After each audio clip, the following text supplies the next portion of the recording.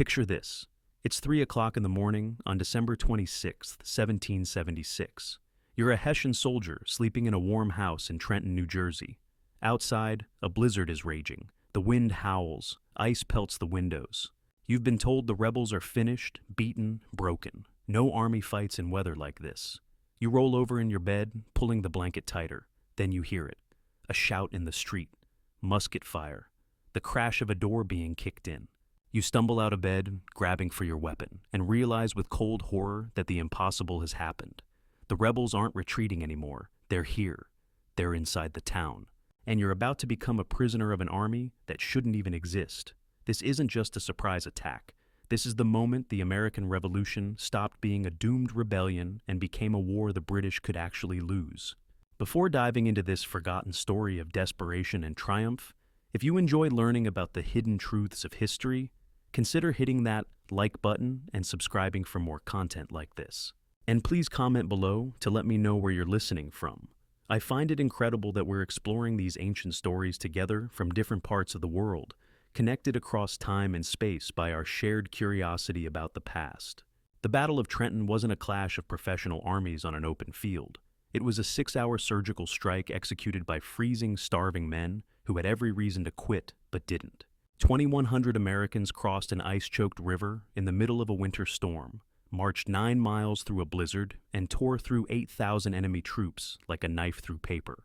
When the sun rose, the most powerful military machine on Earth had suffered its first catastrophic defeat in the American colonies, and the architect of this impossible victory was a man the British had written off as a coward. To understand why Trenton matters, you have to understand how close the American Revolution came to dying in December 1776. 6 months earlier, the Continental Congress had declared independence with high-minded words about liberty and equality.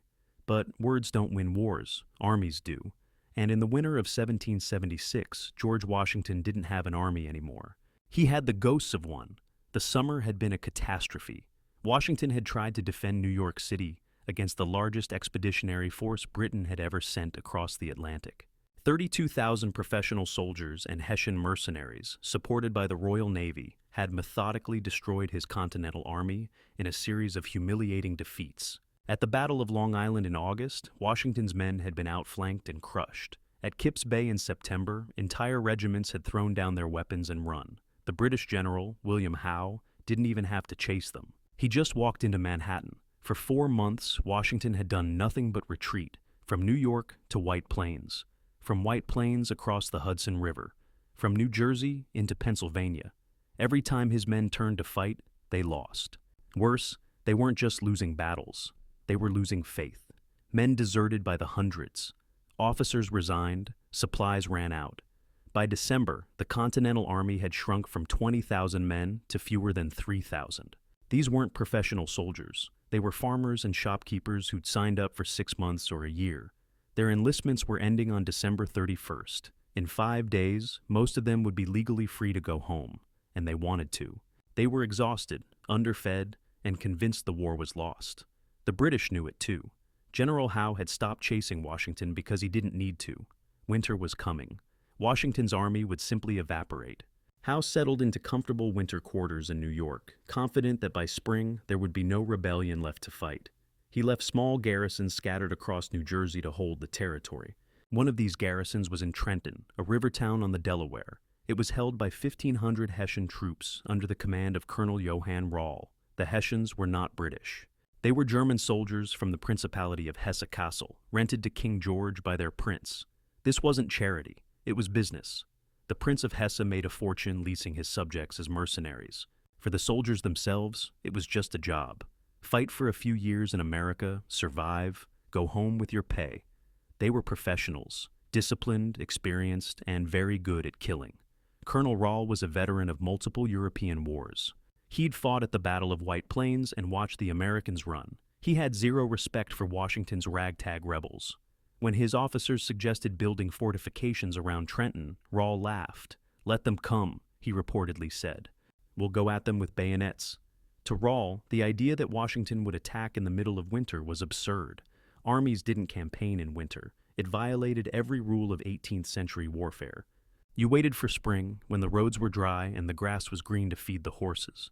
Winter was for resting, not fighting. Rall was so confident that he didn't even bother posting proper sentries on Christmas night.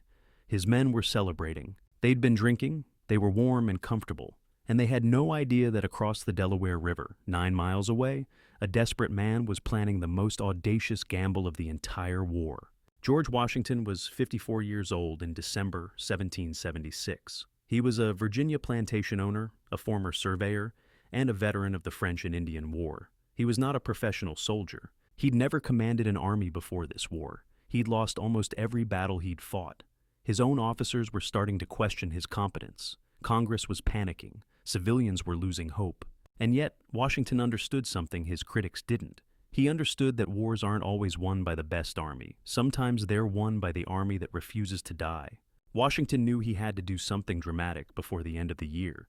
If his army melted away on December 31st, the revolution was over. The British would restore order, hang the leaders of the rebellion, and America would remain a colony forever. He needed a victory, not just a skirmish. A real, undeniable, impossible victory that would shock the British, inspire his own men, and prove to the world that the American cause wasn't finished. So he looked at the map and saw Trenton. It was tempting for 3 reasons. First, it was isolated. The nearest British reinforcements were hours away. Second, it was garrisoned by Hessians, not British regulars. The Americans hated the Hessians even more than they hated the British. These were foreign mercenaries fighting for money, not principle. Defeating them would feel different. Third, and most importantly, Rall was arrogant. Washington's spies reported that the Hessians weren't fortifying the town. They weren't expecting an attack. They thought the war was over. Washington called a council of war with his officers. He laid out his plan. It was insane. They would cross the Delaware River on Christmas night, march through the darkness to Trenton, and attack at dawn. His officers stared at him. Cross the river? In December? The Delaware was choked with ice floes. The current was vicious. They didn't have enough boats. The weather was turning. A storm was coming. And even if they made it across, they'd have to march 9 miles in freezing darkness through enemy territory, hoping the Hessians didn't hear them coming. One mistake, one delay, and they'd be caught in the open at daylight and slaughtered. But Washington didn't care about the risks. He cared about the calendar. December 31st was coming, whether he liked it or not. If he did nothing, he lost. If he attacked and failed, he lost. But if he attacked and won, he might just save the revolution. He didn't ask his officers if they thought it was a good idea. He told them to get ready. They would cross the river on Christmas night. The plan was complex. Washington divided his forces into 3 separate columns. The main force, 2,400 men under his personal command, would cross at McConkey's Ferry, 9 miles north of Trenton. A second column, under General James Ewing, would cross directly opposite Trenton to block the southern escape route. A third column, under Colonel John Cadwalader, would cross further south to create a diversion and prevent British reinforcements from reaching Rall. If everything went perfectly, the Hessians would be surrounded and crushed. Of course, nothing in war ever goes perfectly. Washington knew that. But he also knew that the British weren't expecting him to try anything this crazy. That was his advantage. The enemy's contempt. Their certainty that he was finished. He was betting everything on the element of surprise and the desperation of men who had nothing left to lose. On the afternoon of December 25th, Christmas Day, Washington's soldiers began to gather at the crossing point. They didn't know where they were going. They just knew they were moving. The weather was worsening by the hour. A nor'easter was building. The sky was gray and heavy. Snow had started to fall. The wind was picking up. It was going to be a brutal night. Washington watched his men assemble. They looked like scarecrows. Most didn't have proper uniforms. Some were barefoot. Their footprints in the snow were marked with blood. They were hungry. They were cold. They'd been retreating for months. And now their general was asking them to get into boats and cross an icy river in the middle of a blizzard. He didn't give them a speech. He didn't promise them glory. He just told them to load the boats. And they did. Because despite everything, they still trusted him. The crossing was supposed to begin at sunset and be completed by midnight. That would give them 6 hours of darkness to march to Trenton and attack at dawn. But the river had other ideas. The boats Washington had commandeered were Durham boats, long, flat-bottom cargo vessels designed for hauling iron ore. They were 60 feet long and could carry 15 tons of cargo. Normally, they were perfect for river crossings, but these weren't normal conditions. The Delaware was a nightmare. Chunks of ice the size of dinner tables were sliding down the current. crashing into the boats. The oarsmen had to use their oars to push the ice away while simultaneously fighting the current. The wind was howling. Snow was falling so thick you couldn't see the opposite shore. Men climbed into the boats in total darkness, sitting shoulder to shoulder, gripping their muskets. The boats rocked violently. Some men thought they would capsize. A few probably prayed they would, so this nightmare would end. But the man in charge of the crossing was a sailor from Massachusetts named John Glover. Glover commanded a regiment of fishermen and sailors from Marblehead. These men knew boats. They'd grown up on the water.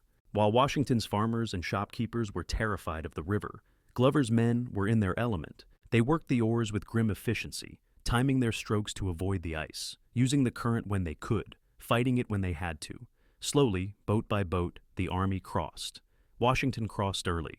He stood in the front of one of the boats, watching the shore disappear behind him and the far bank materialize out of the snow. He was wrapped in a dark cloak. He didn't speak.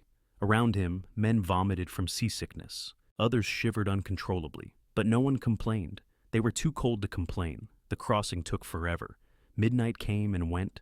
The schedule was blown.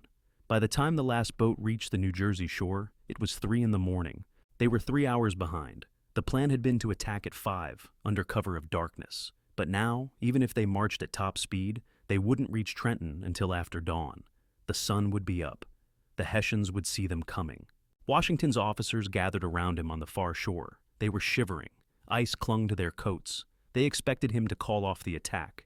They'd cross the river. That was enough. They could claim a moral victory and go home. But Washington didn't even hesitate. "We march," he said. "Press on, boys. Press on." And so, they marched. 2,400 men trudging through a blizzard in the dead of night. The road to Trenton was a frozen mud track. The snow was coming down sideways now. The wind cut through their thin coats like knives. Men slipped and fell. Some had wrapped rags around their feet because they didn't have shoes. The rags froze solid. Every step was agony. But here's the thing about desperate men. They don't quit. These soldiers knew this might be their last march. If they failed, the war was over. If they succeeded, maybe, just maybe, they could go home as something other than failures.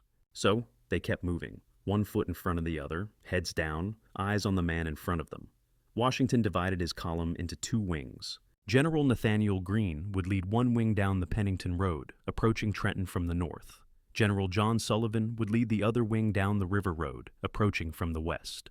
They would converge on the town simultaneously and trap the Hessians in a pincer. It was a sophisticated maneuver. If it worked, it would be brilliant. If it failed, both columns would be destroyed piecemeal. As they marched, officers passed word down the line. Check your muskets. Make sure your powder is dry.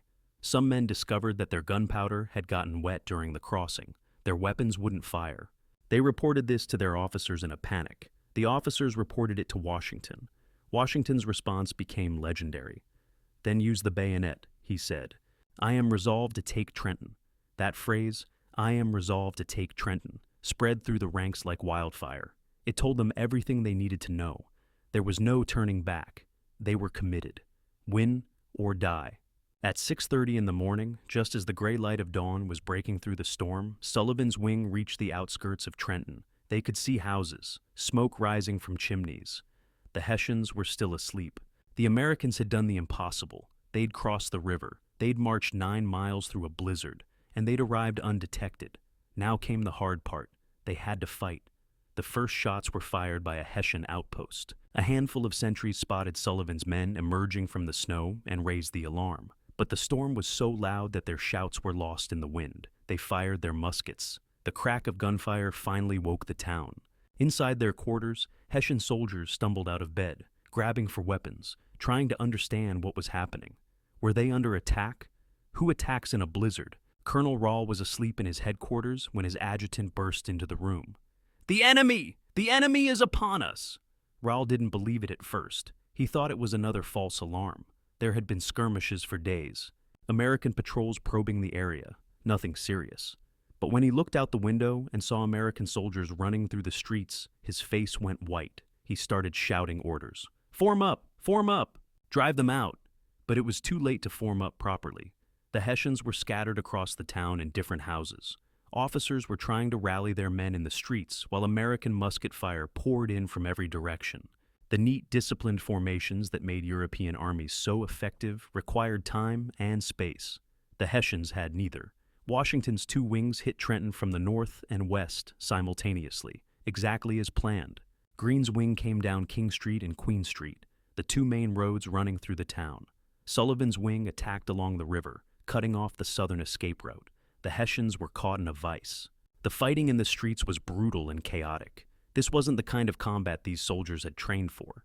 There were no battle lines, no flags, no drums, just men shooting at each other through the snow at point-blank range. Hessian officers tried to organize counterattacks, but every time they got men into formation, American artillery tore them apart. Washington had brought 18 cannons across the river. Dragging those guns through the blizzard had been a nightmare, but now they proved their worth.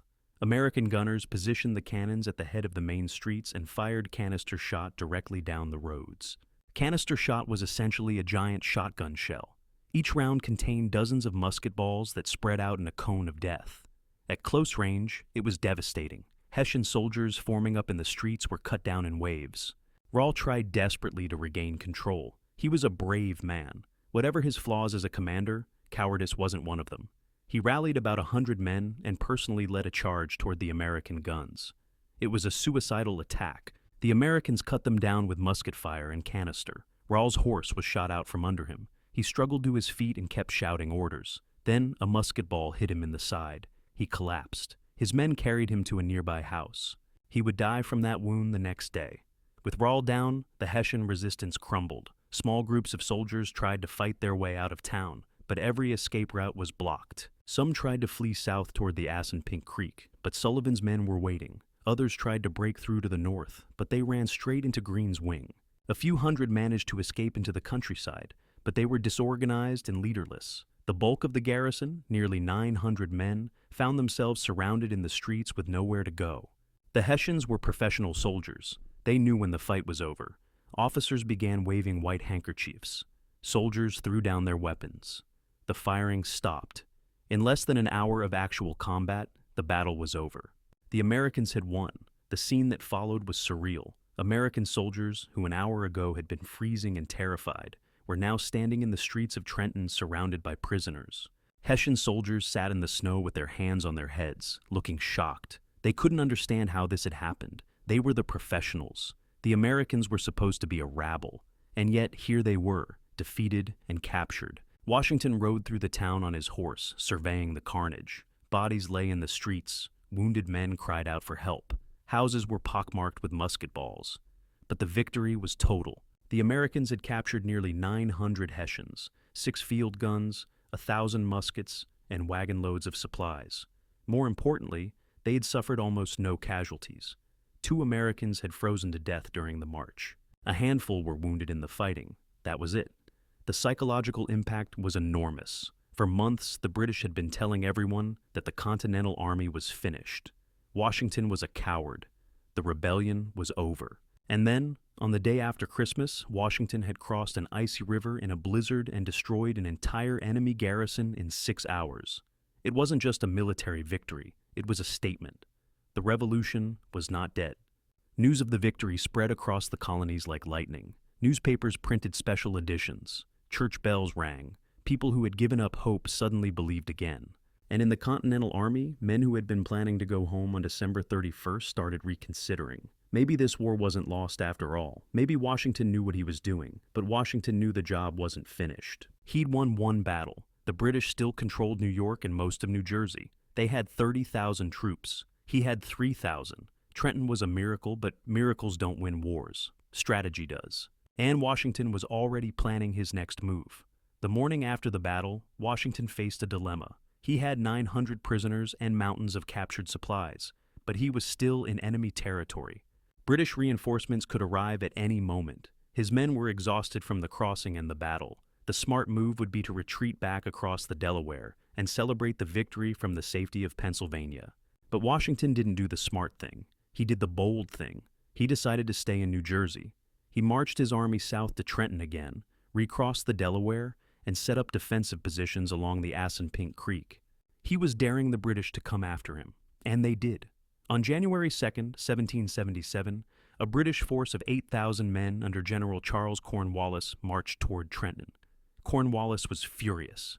The defeat at Trenton had embarrassed the entire British army. He was going to crush Washington personally and end this rebellion once and for all. His troops were confident. 8,000 professionals against 3,000 rebels. This wouldn't be a battle. It would be an execution. The two armies clashed at Trenton on the afternoon of January 2nd. Washington positioned his men behind the Assunpink Creek, using the stream as a natural barrier. The British tried to force their way across at several points, but were repulsed each time. As darkness fell, the firing stopped. Cornwallis made camp. His officers urged him to attack again immediately, but Cornwallis refused. "We've got the old fox now," he reportedly said. "We'll bag him in the morning."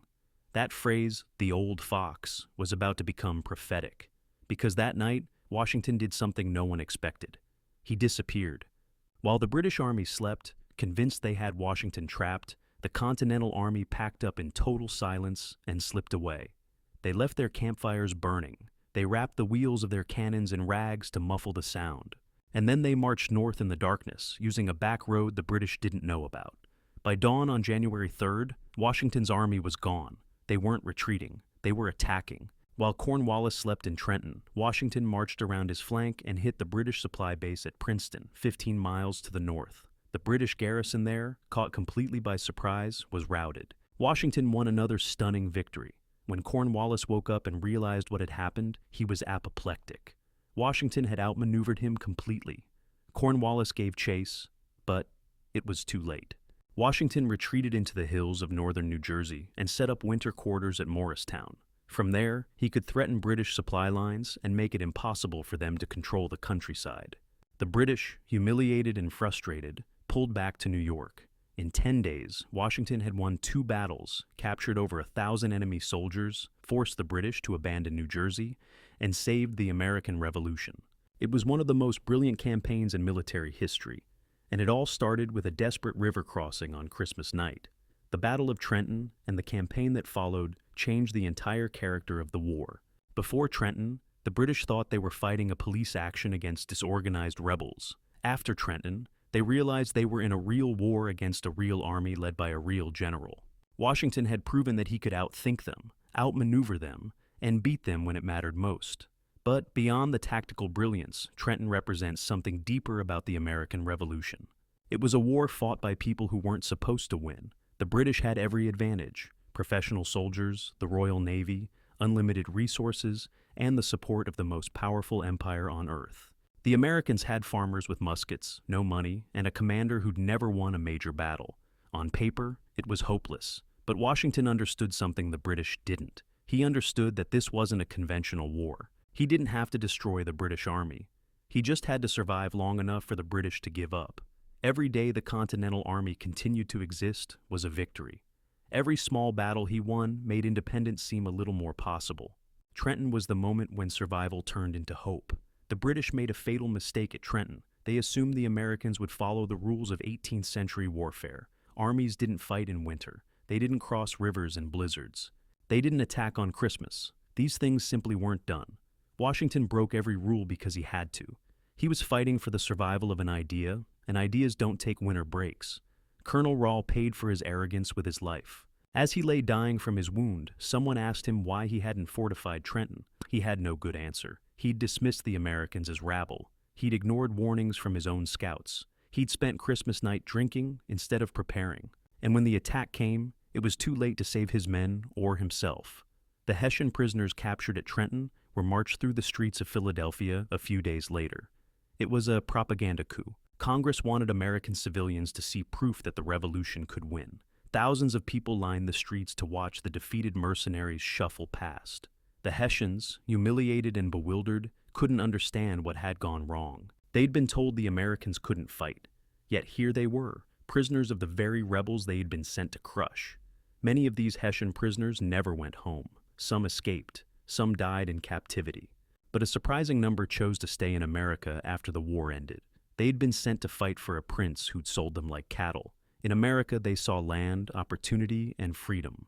They deserted by the hundreds, melting into the countryside to start new lives. The irony is perfect. Men sent to crush a revolution for liberty ended up joining it.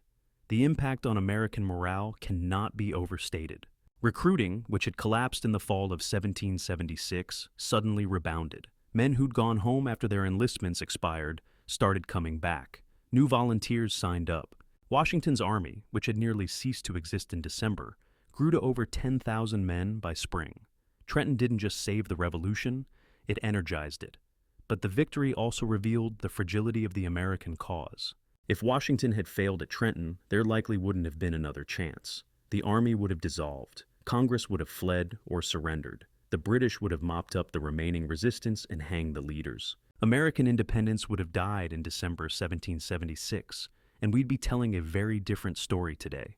This brings us to the uncomfortable truth about revolutions. They're not inevitable. They don't succeed because they're morally right. They succeed because someone makes them succeed, usually at tremendous cost, usually against terrible odds. The American Revolution could easily have failed. It should have failed. On paper, it made no sense. And yet, it didn't fail, largely because one man refused to accept failure. Washington's greatness at Trenton wasn't his tactical genius, though his plan was brilliant. It wasn't his personal courage, though he showed plenty of that. His greatness was his refusal to quit when quitting made perfect sense. His army was falling apart. His officers doubted him. His government couldn't pay him. The enemy outnumbered him 10-1. Every rational calculation said to give up, and he crossed the river instead.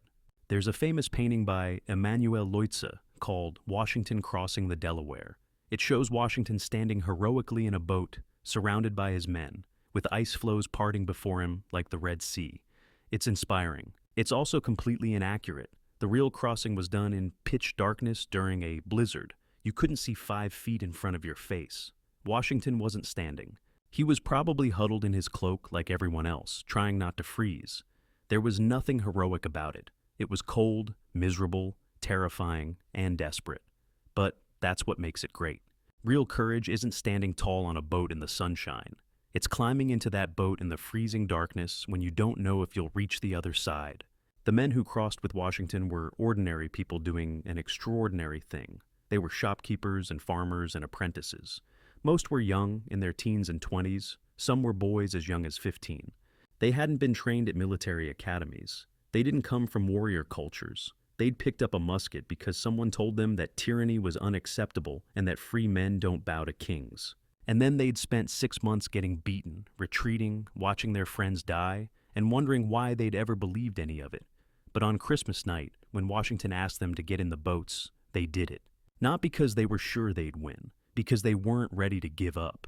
That's the story of Trenton. Not tactical brilliance, though it had that. Not overwhelming force, because it didn't have that. It's the story of people who decided that some things are worth freezing for, worth bleeding for, worth dying for. The British never recovered psychologically from Trenton. They'd been humiliated by an enemy they had mocked. They'd lost a battle they thought was impossible to lose. Worse, they'd lost it to a commander they'd written off as incompetent. The myth of British invincibility in North America shattered. From Trenton onward, British commanders approached Washington with caution, sometimes with outright fear. They'd learned that this old fox was dangerous. The war would last another 6 years. There would be more defeats for Washington. Valley Forge, Monmouth, Camden. The revolution nearly died several more times, but it never died the way it almost died in December 1776.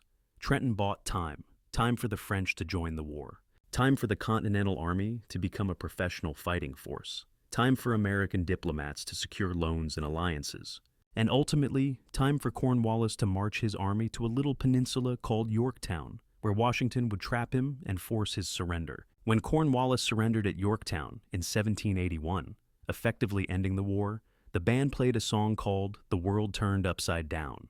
It was the perfect title. The world had turned upside down. A ragtag collection of colonies had defeated the British Empire, and it all started with a river crossing on Christmas night. Today, if you visit Trenton, there's a monument marking the battle. It's a tall granite column topped with a statue of Washington. The inscription reads, "At Trenton and Princeton, the American people for the first time proved to the world that men who had taken up arms in defense of freedom were worthy of that freedom." It's a nice sentiment, but the men who fought at Trenton would probably have simpler words. They'd tell you they were cold, terrified, and exhausted. They'd tell you they didn't feel like heroes. They'd tell you they just did what they had to do. And maybe that's the real lesson of Trenton. Heroes aren't people who feel no fear. They're people who act despite it. The Battle of Trenton teaches us that history pivots on moments, not movements. One decision, made in desperation, can change everything. If Washington had decided to wait for better weather, there wouldn't have been better weather. There would have been no army.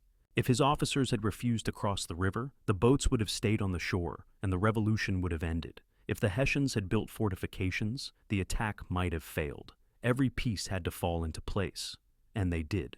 But we should also remember what happened to the men who made it possible. Many of the soldiers who crossed the Delaware that night didn't live to see American independence. They died at Brandywine, Germantown, Monmouth. They died of disease in winter camps. They died poor and forgotten. Some were buried in unmarked graves. Others just vanished from the historical record. We don't even know their names. The officers fared better, but not always. Some became politicians and judges. Others went home and tried to rebuild their lives. Washington became president, of course, and lived to see the country he'd helped create. But even he struggled. He died in debt, exhausted from years of service, his body broken from a lifetime of war and stress. The rewards of revolution are rarely enjoyed by the revolutionaries. When we tell the story of American independence, we often make it sound inevitable. We talk about the founders as if they were giants destined to succeed. But they weren't giants. They were regular people trapped in an impossible situation who refused to surrender. Trenton is the perfect embodiment of that truth. 2,100 freezing, starving, desperate men attacked an enemy that outnumbered them 4-1 because their general asked them to. And they won. Not because they were destined to, because they chose to. The British learned from Trenton, but they learned the wrong lesson. They thought Washington had gotten lucky. They thought the Hessians had been careless. They didn't understand that they were fighting a new kind of war. This wasn't a European conflict where professional armies maneuvered according to established rules. This was an existential fight. The Americans couldn't lose because losing meant annihilation. The British could lose because losing just meant going home. That asymmetry made all the difference. In Europe, wars were fought for territory, dynastic claims, trade routes. They were rational calculations of cost versus benefit. If the cost got too high, you negotiated, you signed a treaty, you went home. But the Americans couldn't go home. They were home. If they lost, the British would execute their leaders and suppress their rights. There was no acceptable compromise. So they fought with the ferocity of cornered animals. And Trenton was the first moment the British realized what they were actually facing. The weather on the night of the crossing was so brutal that it became part of the legend. The nor'easter that hit that night was one of the worst winter storms of the decade. Temperatures dropped below freezing. The wind was strong enough to knock men down. The snow was so thick that visibility was measured in feet, not yards. Modern historians have tried to calculate the wind chill. It was probably around 0 degrees Fahrenheit, possibly lower. For men dressed in thin linen shirts and threadbare coats, many without shoes, it was a death sentence. Except it wasn't, because they kept moving. There's a detail from the march that captures the desperation perfectly. As the column trudged through the snow, officers noticed blood in the footprints. Men with bare feet were cutting them on the frozen ground. Their toes were frostbitten. Some would lose them to gangrene, but they didn't stop. They couldn't stop. If they sat down to rest, they'd freeze to death. So they marched, one bloody footprint after another. The artillery crew had it worst of all. Dragging 18 cannons and their ammunition through a blizzard is hard enough on a paved road. On a muddy track covered in ice and snow, it was nearly impossible. Horses slipped and fell. Wheels got stuck in drifts. Guns had to be manhandled by teams of men, inch by agonizing inch. At several points, officers suggested abandoning the guns to maintain the schedule. Washington refused. He knew he'd need those cannons in Trenton. So the crews kept dragging them forward. By the time they reached the outskirts of town, some of the men were hallucinating from exhaustion. But the guns were there. And when the battle started, they made all the difference. The Hessian soldiers woke to a nightmare they couldn't comprehend. Professional European soldiers were trained to fight in formations on open fields. They drilled endlessly to perfect their movements. A well-trained company could load and fire 3 volleys per minute, creating a continuous wall of lead that would break any enemy charge. But that system required time and space. You needed officers shouting commands. You needed drummers beating the cadence. You needed men standing shoulder to shoulder in perfect lines. You needed all of that to create the disciplined killing machine that dominated European battlefields. In Trenton, They had none of it. The Americans were everywhere at once, firing from windows, charging down alleyways, shooting from behind walls. The Hessians tried to form ranks in the streets, but American canister shot tore them apart. They tried to mount a bayonet charge, but they couldn't see their target through the snow. Officers screamed orders that got lost in the wind. Units got separated. Men didn't know where their commanders were. The system that made them so effective in Europe collapsed completely. This was Washington's genius. He'd studied European tactics. He knew the Hessians were better trained than his men in conventional warfare, so he didn't fight conventionally. He ambushed them in a snowstorm in a confined space where their training became a liability. He turned their strengths into weaknesses, and he did it so fast that they never had a chance to adapt. The Hessian surrender was chaotic. There was no formal ceremony, no officers meeting in the middle of a field to discuss terms. It was small groups of men throwing down their weapons and raising their hands. Some officers tried to negotiate. Others just wanted to make sure their men weren't killed. The Americans, to their credit, treated the prisoners well. Washington had issued strict orders. No one was to harm the prisoners. He wanted them paraded through Philadelphia as proof of victory. And you can't parade dead men. The captured Hessians were bewildered. Many of them had expected to fight Native Americans, not an organized army. They'd been told America was a wilderness populated by savages and a handful of disgruntled colonists. Instead, they'd been defeated by men who fought with discipline and courage. One Hessian officer wrote in his diary that the Americans fought like demons. Another admitted that they'd been completely outgeneraled. These were professional soldiers acknowledging that they'd been beaten by amateurs. That had to sting. The aftermath of Trenton was almost as dramatic as the battle itself. Washington now had 900 prisoners and no facilities to hold them. He couldn't leave them in Trenton because British reinforcements might free them. He couldn't take them across the Delaware because he didn't have enough boats. So he marched them overland through the snow to Pennsylvania under armed guard. It took 2 days. The prisoners, already demoralized from defeat, were now freezing and exhausted just like their captors. It was a miserable procession, but Washington needed those prisoners visible. He needed Americans to see them. So, when the column reached Philadelphia, he made sure everyone knew they were coming. The city turned out in force. Thousands of people lined the streets. They cheered.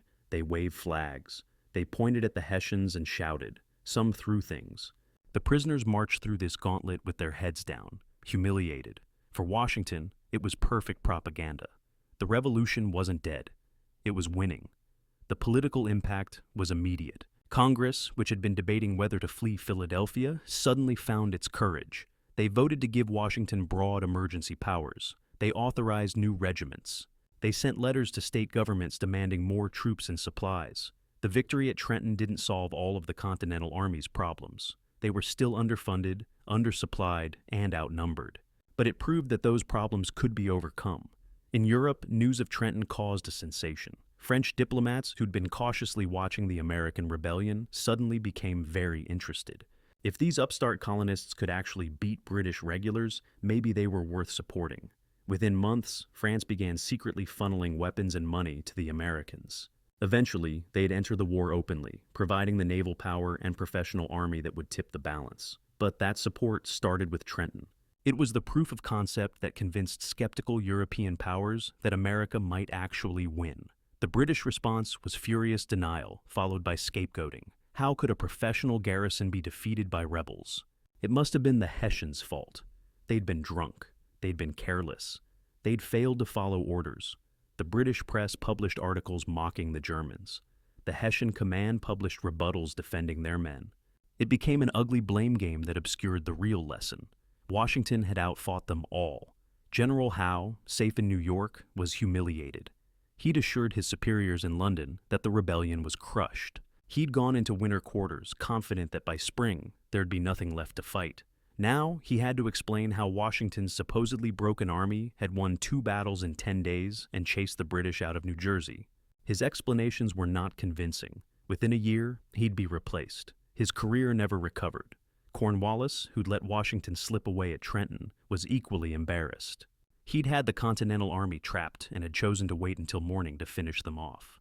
"We'll bag the old fox in the morning," he'd said. When morning came, the fox was gone, and Cornwallis looked like a fool. He spent the rest of the war trying to restore his reputation. He'd eventually get his chance to fight Washington at Yorktown, where he'd surrender his entire army. Trenton haunted him for the rest of his life. But the real victims of Trenton were the common soldiers on both sides who paid the price for their commander's mistakes. The Hessians who died in the streets didn't fail because they were cowards.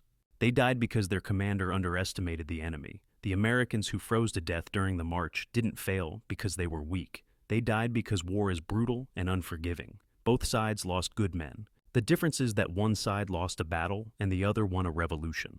The legacy of Trenton extends far beyond the American Revolution.